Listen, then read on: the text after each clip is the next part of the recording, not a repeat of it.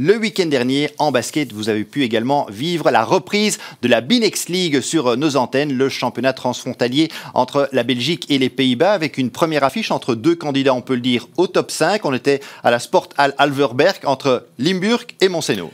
Une affiche intéressante, mais je vous le dis tout de suite, il n'y aura pas de suspense. Philippe, Limburg a tout simplement été au-dessus, un petit peu à l'image des Américaines face aux Chinoises en finale de la Coupe du Monde féminine. Regardez, ça c'est le tout premier panier de la saison inscrit par Damon.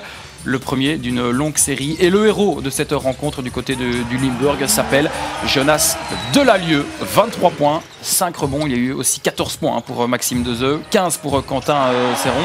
Alors, ils n'ont pas été dans le top 5 la saison dernière, le Limburg. Ils ont gagné la coupe, mais il y a un peu plus d'ambition cette saison et ils l'ont montré. Regardez, ça c'est un peu l'image forte. Le coach de Mons, Vedran Bosnic.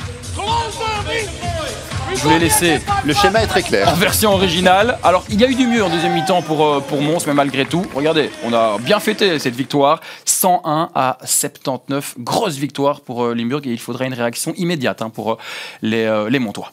On peut préciser aussi qu'il y avait d'autres rencontres dans cette première journée avec la victoire de Louvain face au Spirou, 83-80. La victoire aussi de Liège, belle victoire face à Alost. Et puis aussi la victoire, pour le moins peut-être surprise, du Brussels face à Malines. Et d'ailleurs, la prochaine rencontre que nous vous proposons sur les antennes de Divertissez-vous, c'est une véritable tête d'affiche, vu qu'il s'agit de Malines-Ostende. Effectivement, et j'allais vous dire, parce que vous parliez d'Ostende, Malines-Ostende, mais Ostende qui joue en ce moment même contre Galatasaray en Ligue des Champions. Ostende qui a aussi un bon quoi jouer en Coupe d'Europe, on l'espère.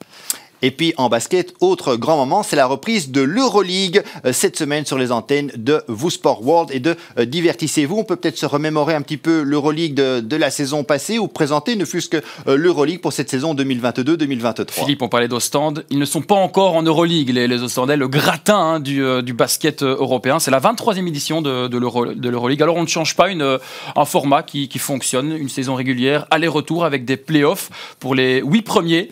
C'est des quarts de finale au meilleur des 5 manches, et puis le fameux Final Four qui sera évidemment sur nos chaînes. L'homme de la saison dernière, c'était Mirotic. Les plus titrés, ce sont les Madrilènes du Real Madrid, mais il y a un double tenant du titre, et non pas un tenant du titre, c'est l'Anadolu Efes qui sera l'une des équipes à suivre évidemment de cette Euroleague. Oui, beaucoup de clubs prestigieux. C'est la plus prestigieuse des compétitions européennes de basketball. On peut peut-être s'attarder justement sur certaines équipes parce que cette saison, oui, il y a des changements et notamment au niveau des entraîneurs. Il y a 7 nouveaux coachs en Euroleague et surtout, il y en a un du côté du Real Madrid vu qu'on n'a plus la présence de Pablo Lasso qui n'est plus là. On va voir les images justement des équipes qui se présentent en Euroleague. Pablo Lasso, le voilà qui est remplacé par Jesus Matteo.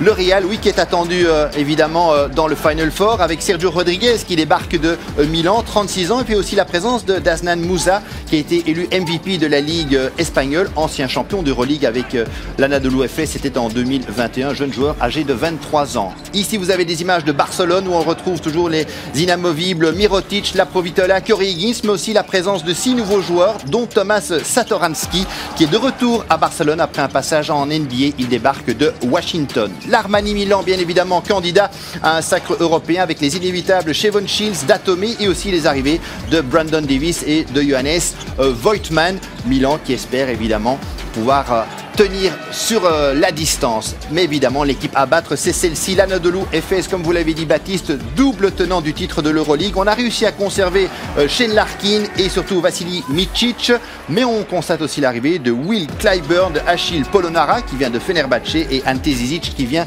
du Maccabi. La finale de l'an passé remportée d'un petit point, 58-57 par l'Anadolu face au Real Madrid. Mais donc une saison passionnante qui s'annonce sur nos antennes. D'ailleurs, on peut voir un peu le programme des premières rencontres que nous vous proposons avec Asvel face à l'Armani Milan, Virtus Bologne face à Monaco, Barcelone Real Madrid, le Classico. Prenez note du rendez-vous, c'est jeudi prochain, jeudi 13, Fenerbahçe Maccabi et puis Anadolu Valence. Un beau programme. Cette équipe de Bologne qui est nouvelle dans cette compétition, qui est vainqueur de l'Eurocoupe la saison dernière, et pourquoi pas réaliser quelque chose de beau, être dans le Final 8. Why not? Why not? Why not, exactement.